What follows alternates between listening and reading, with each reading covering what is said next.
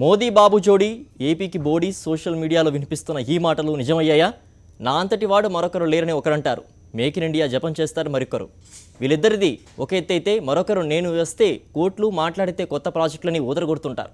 మొత్తానికి ఈ triple action multi స్టార్లు ఏపీని ఏం చేస్తున్నారు? 35 years ఇండస్ట్రీ, ఉమ్మడి ఏపీకి 9 years CM, 10 years leader of opposition, దేశ ప్రధాని రాష్ట్రపతిని సైతం ఎంపిక చేసి కుర్చీలో కూర్చోపెట్టిన రికార్డు. అమెరికా నుంచి అనంతపురం వరకు ప్రపంచ దేశాల్లో తనకంటూ ఓ ప్రత్యేక గుర్తింపు, ప్రత్యేక స్థానమని గొప్పలు చెప్పుకుంటారు. మరి ఇంత ఎక్స్పీరియన్స్డ్ పొలిటీషియన్ ఎందుకు కేంద్రం ముందు సాగిలపడుతున్నారు? బడ్జెట్ కేటాయింపుల్లో ఏపీకి అంతులేని అన్యాయం జరిగినా చంద్రబాబు ఎందుకు మౌనవ్రతం పాటిస్తున్నారు? చంద్రబాబు ధోరణి, కేంద్ర ప్రభుత్వ వైఖరిని నిరసిస్తూ ఏపీ వ్యాప్తంగా అనేక చోట్ల నిరసనలు, దిష్టిబొమ్మల దహనాలు జరిగాయి.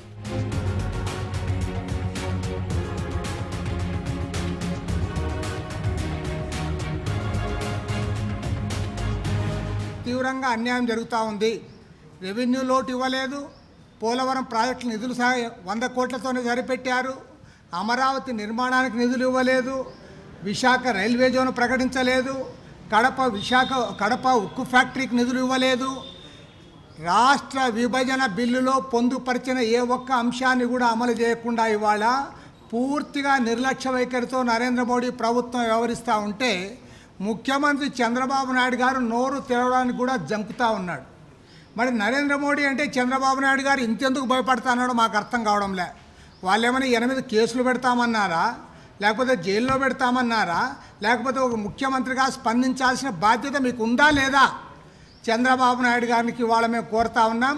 ఆంధ్రప్రదేశ్ పునర్విభజన చట్టంలో చెప్పిన ప్రత్యేక హోదాను సాధించడంలో చంద్రబాబు ఎందుకు విఫలమవుతున్నారు? ప్రజా ఆకాంక్ష ఆయన చెవికి ఎందుకు ఎక్కడం లేదు? అనుభవజ్ఞుణ్ణని చెప్పుకునే చంద్రబాబు ఎక్స్పీరియన్స్ అంతా ఎక్కడికి పోయింది? ఏపీలో ఇప్పుడు ఇదే హాట్ టాపిక్. చంద్రబాబు ఫెయిల్యూర్ని ప్రజలు రకరకాలుగా విశ్లేషించుకుంటున్నారు.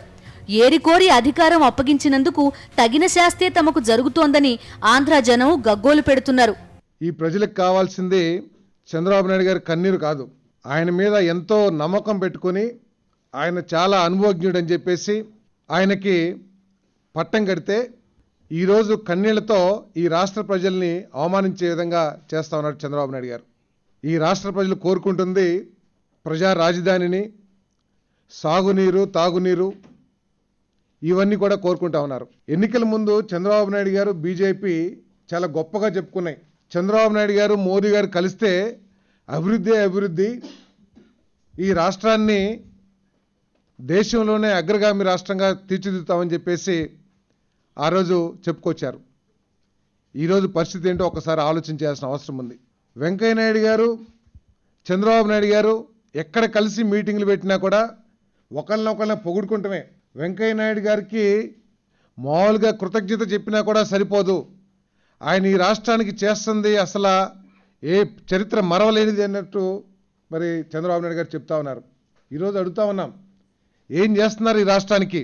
ఈ రాష్ట్రాన్ని అభివృద్ధి చేయదలుచుకున్నారా, లేకపోతే పూర్తిగా అధాపాతాలకు తొక్కాలనుకుంటున్నారా అని చెప్పేసి మేము అడుగుతా ఉన్నాం. అటు కేంద్రంలో మోదీ, ఏపీలో బాబు ఇద్దరూ గనక అధికారం చేపడితే ఏపీ బాగుపడుతుందని కన్న కలలు కల్లలేనని ప్రజలకు ఇప్పుడిప్పుడే అర్థమవుతోంది. బడ్జెట్లో ఏపీకి కేటాయించిన నిధులపై సోషల్ మీడియాలో విపరీతమైన సెటైర్ సర్క్యులేట్ అవుతున్నాయి. పోలవరానికిచ్చిన 100 కోట్లు, విశాఖ మెట్రోకిచ్చిన ₹1,00,000పై కేంద్రానికి థ్యాంక్స్ గివింగ్ ప్రోగ్రాం ఆర్గనైజ్ చేయాలని కొంతమంది ఉబలాట పడుతున్నారు. ఈ లెక్కన డబ్బులిస్తూ పోతే పోలవరం ఇంకో 100 ఏళ్లకు పూర్తయినా పండగేనంటున్నారు. శని ఆదివారాల్లో రాష్ట్రానికి వచ్చే వెంకయ్య నాయుడు, చంద్రబాబు ఒకరి డబ్బా ఒకరు కొట్టుకుంటూ ₹1,00,000 విశాఖ మెట్రో రైల్లో చక్కర్లు కొట్టాలంటూ మరికొందరు జోక్స్ వేస్తున్నారు. అడగాల్సిన ఆయన గట్టిగా అడగరు, ఇవ్వాల్సిన ఆయన మట్టి నీళ్లతో సరిపెట్టుకోవాలంటారు. ఇద్దరూ బాగానే ఉన్నారు, మధ్యలో నలిగిపోతోంది మాత్రం ఓట్లేసి గెలిపించిన జనమే. అమరావతికి మట్టి నీళ్లు ఇచ్చిన రోజే గట్టిగా నిలదీసి ఉంటే ఈ రోజు కనీసం కొంతలో కొంతైనా కరుణ చూపేవారేమోనని తెలుగు జనం అనుకుంటున్నారు.